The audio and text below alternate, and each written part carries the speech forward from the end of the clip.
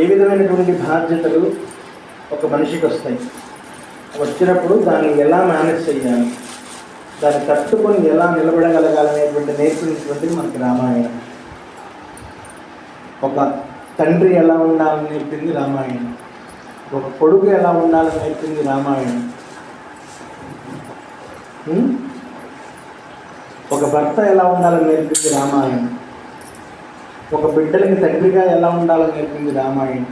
ఒక అన్నగా ఎలా ఉండాలని నేర్పింది రామాయణం. ఇట్లా మన నిత్య జీవన విధానంలో మనం అనుభవించినటువంటి అనేక బంధాలపైన రామచరిత మనకి ఇలా బ్రతకమని చెప్పింది మనకి రామాయణం. రామో విగ్రహవాన్ ధర్మ.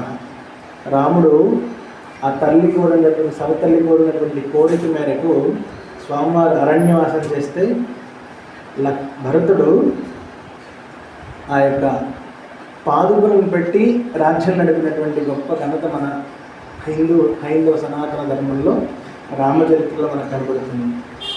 అటువంటి మూర్తి భవించినటువంటి విగ్రహం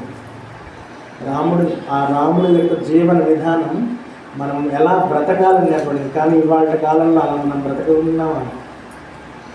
ఆ లక్షణాలు మనలో ఉన్నాయా? సీతామహాసాధ్యులాగా మనం ఉన్నామా? రాముడిలాగా మనం ఉండగలుగుతున్నామా?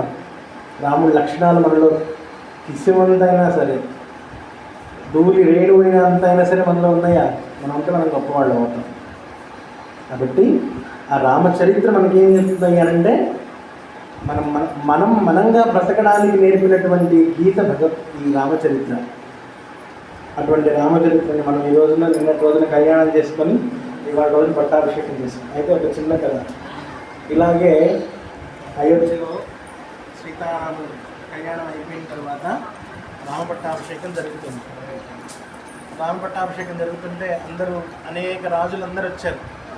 పట్టాభిషేకం జరుగుతుందనంటే అన్ని రాజ్యాల నుంచి రాజులు వస్తారు కదా, కానుకలు తీసుకొస్తారు.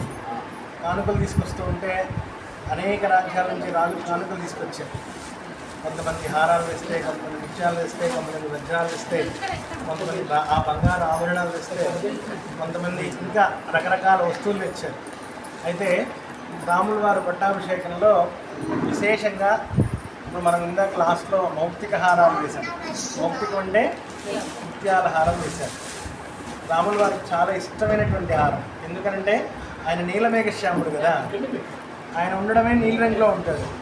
ఆయన కంఠాభరణంలో ముత్యాలు ఉండడం వల్ల ఆయనకి చంద్రుడి లాంటి కాంతి వస్తుంది. ఆ నీలమేఘశ్యాముడు ఆ మౌక్తిక హారాలు వేసుకుంటే ఆ ముత్యాలకు ఉన్నటువంటి అందం ఆ రాముడికి వచ్చి రాముడు వైభవంగా వెలిగిపోతున్నాడంట. అయితే అందరికీ ఇంకా మళ్ళీ మన ఇంట్లో మనం ఫంక్షన్ చేసుకుంటే వచ్చినటువంటి వాళ్ళందరికీ రిటర్న్ గిఫ్ట్లు ఇస్తాం కదా, అవునా కదా? మనకు ఆ సాంప్రదాయం ఉంది. మీ ఇంటికి వస్తే ఏం చేస్తారో, మా ఇంటికి వస్తే ఏం ఇస్తారు. అలాగా అప్పట్లో అయోధ్యలో రామపట్టాభిషేకం అయిపోయిన తర్వాత, అంటే అప్పటి నుంచి ఉంది ఈ వ్యవస్థ. అంటే ఇంటికి వచ్చినటువంటి వాళ్ళని సగౌరవంగా గౌరవించి వాళ్ళకి అంతో ఇంతో తృణమో పణమో చేతిలో పెట్టి ఇంటికి పంపాలనేటువంటి పూర్వం యొక్క నానుడి. అట్లాగే రామచంద్ర స్వామి వారికి కూడా పట్టాభిషేకం అయిపోయింది. పట్టాభిషేకం అయిపోతుంటే అందరికీ రిటర్న్ గిఫ్ట్లు ఇస్తున్నారు. సీతారామచంద్రులు ఇద్దరు కలిసి ఆ యొక్క కనకపు సింహాసనం మీద కూర్చోబెట్టుకొని ఉన్నటువంటి సీతారామచంద్రుడు అందరికీ ఒక్కొక్కరి రాజులందరూ వచ్చారు కదా, వాళ్ళు కానుకలు సమర్పిస్తే వీరు కూడా వారికి తోచినటువంటి కానుకని స్వామివారు వాళ్ళకి రిటర్న్ గిఫ్ట్గా ఇస్తున్నారు. అయితే అందరికీ ఇచ్చారంట. ఆంజనేయ స్వామి వారు సీతారామచంద్ర స్వామి వారి పాదాల దగ్గరే కూర్చొని ఉన్నారు. స్వామి అందరికీ ఇచ్చారు కదా, హనుమంతుల వారికి ఏమి ఇవ్వలేదే అని సీత అని అంటే, నీ మెడలో ఉన్నటువంటి ముత్యాహారం ఇవ్వండి స్వామి హనుమంతులకి అనిందట. అప్పుడు ఆంజనేయ స్వామి వారు అంటారంట, అమ్మ ఈ ముత్యాలహారంలో రాముడు ఉంటాడమ్మా అని అడిగాడంట ఆంజనేయ స్వామి వారు. నువ్వు వెతికితే ప్రతి ముత్యంలోనూ రాముడు ఉంటాడు. అంతశ్చరతి భూతేషు, ఎక్కడ చూసినా అంతశ్చరతి, అంతరంలో కానీ బహించరంలో కానీ ఎక్కడైనా పరమాత్మ ఉన్నాడు. సీతాదేవి ఆమె యోగమాయ కదా, ఆవిడ చెప్పింది, నువ్వు ఎక్కడ వెతుక్కుంటే నీ రాముడు అక్కడ ఉన్నాడయ్యా, వెతుక్కో నువ్వు అని విందట. ఆ ముత్యాల హారం కానీ పట్ట పట్ట పట్ట పట్ట కొరికేశాడంట ముత్యాలన్నీ. అమ్మ రాముడు కనపడలేదమ్మా అని అన్నాడు. అంత అంతఃకరణంలో నీలో ఉన్నాడు, నువ్వు చూసుకో అని ఇందాక. అందుకే లలితా సహస్రనామంలో ఒక ఒక శ్లోకం కూడా ఉంది కదా, అంతర్యాగత మహారాజ్య బహిర్ముఖ సుదుర్లభ. బాహ్యాటంగా వెతికితే అది చాలా దుర్లభమైనటువంటిది. పరమాత్మను ప్రపంచంలో వెతుక్కోవడం అవివేకం. నీలో ఉన్నటువంటి పరమాత్మను నిన్ను నువ్వు వెతుక్కోవడం నిజమైనటువంటి వివేకం కదా. అప్పుడు చెప్పాడంట, నీలోనే ఉన్నటువంటి పరమాత్మను ముత్యాలైనటువంటి ముత్యాల వెతుకుతావేంటి హనుమాన్ సీతాదేవి. అప్పుడు నీ గుండెల్లో ఉన్నాడు చూసుకో పరమాత్మ అంటే గుండెలు చీల్చుకున్నాడంట. చీల్చుకోగానే రామభద్రుడు కనబడ్డాడంట.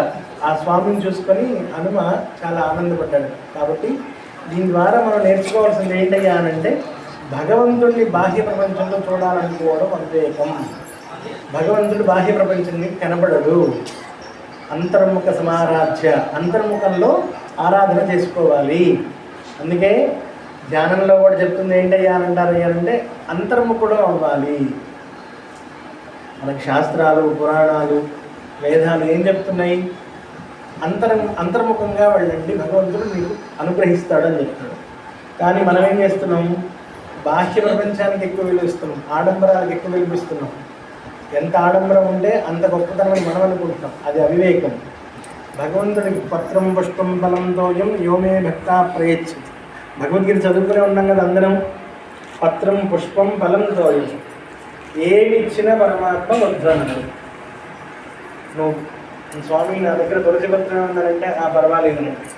స్వామి నా దగ్గర ఇప్పుడు పంచపక్ష పరమాన్నమైనా పర్వాలేదని అంటాడు.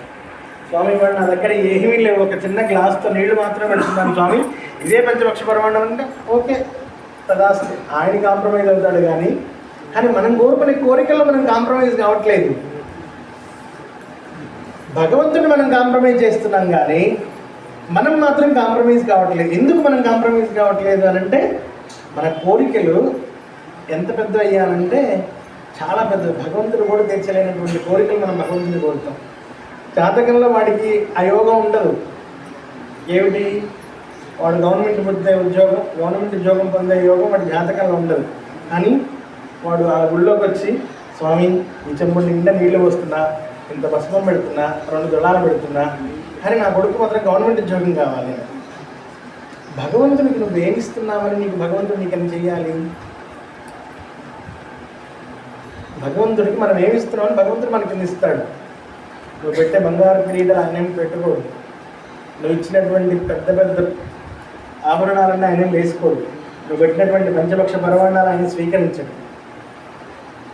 ఆయన నేత్రానందమే పొందుతాడు. కానీ అవన్నీ అనుభవించేది ఎవరు? మనం. ఆయన పేరు చెప్పుకొని మనం అనుభవిస్తాం. కానీ భగవంతుడు నువ్వు నిజంగా ఎప్పుడు చేస్తావు?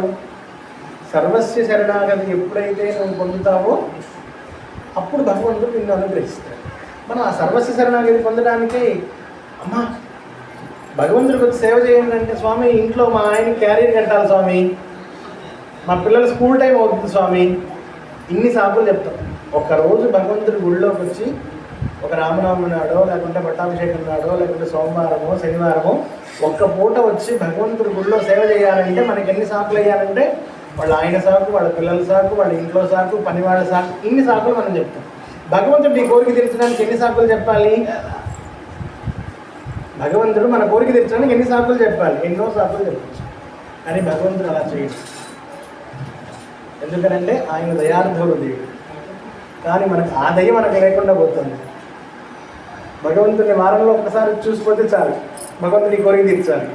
కానీ రోజు పరమాత్మ అక్కడే ఉన్నాడు. రోజు అక్కడ ఉన్నటువంటి పరమాత్మను మనం ఎందుకు చూడలేకపోతున్నాం అనంటే మనకు ఆ యోగ్యత లేదు. మనకు ఆ యోగ్యత ఎప్పుడు వస్తాయంటే, హనుమంతుడు వారు ఎప్పుడైతే రాముడికి సర్వస్వ శరణాగతి పొందాడో, అన్యదా శరణం నాస్తి త్వమేవ శరణం మమ తస్మాత్ కారుణ్య భావేన రక్ష రక్ష జగదీశ్వర.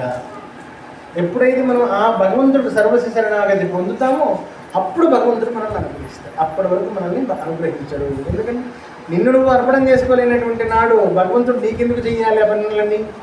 కాబట్టి ఆ సర్వస్వ అర్పణ బుద్ధితోటి భగవంతుడిని, సర్వస్వ శరణాగతి బుద్ధితోటి ఎప్పుడైతే భగవంతుడికి మనం శరణాగతి పొందుతామో అప్పుడు భగవంతుడు మన భారం అంతా కూడా భగవంతుడు భరిస్తాడు. అప్పటి వరకు కూడా నీకు కష్టం తప్పదు. ఎక్కడి నుంచైనా మనలో ఆ అర్పణ బుద్ధి రావాలి. నీ దగ్గర ఉన్నటువంటి ఒక 10 రూపాయల పాల ప్యాకెట్ భగవంతుడికి ఇవ్వడానికి నువ్వు అంత ఆలోచిస్తావే, మరి భగవంతుడు నీకు ఇన్ని చేయాలన్నప్పుడు భగవంతుడు ఎంత ఆలోచిస్తాడు? కాబట్టి సర్వస్య శరణాగతి ఎప్పుడైతే మనం భగవంతుడికి పొందుతామో ఆనాడే భగవంతుడు నిన్ను అనుగ్రహిస్తాడు. అది అమ్మవారైనా కానీ, రామచంద్రమూర్తి అయినా కానీ, ఇంకొకరైనా కానీ, శివుడైనా కానీ, పరమేశ్వరుడైనా. కాబట్టి ఆ అర్పణ బుద్ధి, సర్వస్య శరణాగతి బుద్ధి మనలో కలిగిన నాడు భగవంతుడు మనల్ని అనుగ్రహిస్తాడు. ఆ శరణాగతి బుద్ధి మనందరికీ రావాలని కోరుకుంటూ ఈరోజు ఆ రామచంద్రమూర్తికి రాజైనటువంటి ఆ రామచంద్రమూర్తికి ఈరోజు ఇంత ఘనంగా పట్టాభిషేకం చేసుకున్నాం. కాబట్టి అది చూసినటువంటి వాళ్ళందరూ మనమందరం ధన్యులం. కానీ ఆనాడు అయోధ్యలో రాముడికి పట్టాభిషేకం జరుగుతున్నప్పుడు మనం లేము. కానీ ఈ రోజున ఇక్కడ ఈ క్షేత్రంలో మనం స్వామివారికి పట్టాభిషేకం చూస్తున్నాం. మనమందరం ధన్యాత్ములు. ఎంతోమంది త్యాగధనుల యొక్క ఫలితమే ఈరోజు అయోధ్య ఏర్పడింది. ఎంతమంది వాళ్ళ ప్రాణాలను అర్పణం చేస్తే భగవంతుడికి ఈ రోజున మనం అయోధ్యలో రామచంద్రమూర్తిని మనం చూడగలుగుతున్నాం. కాబట్టి మన ధర్మం ఇంకా ఉంది అనడానికి ఇదే నిదర్శనం. ఇంకా మనం ధర్మాత్మలు అని చెప్పుకోవడానికి ఆ రామచంద్రమూర్తిని మనం సేవిస్తున్నందుకు మనం పుణ్యాత్ములం. కాబట్టి మీరందరికీ కూడా ఆ రామచంద్రమూర్తి అనుగ్రహం సదా వర్షించి మీరందరూ కూడా పిల్లాపాపలతో సుఖ సంతోషాలతో వర్ధిల్లాలని కోరుకుంటూ జై బోలో రాజా రామచంద్ర భగవానికి, సీతామాతకు, లక్ష్మణ స్వామికి, హనుమత్ స్వాముల వారికి, హర నమ పార్వతీపతే హర హర మహాదేవ, సమస్త భక్త బృందకి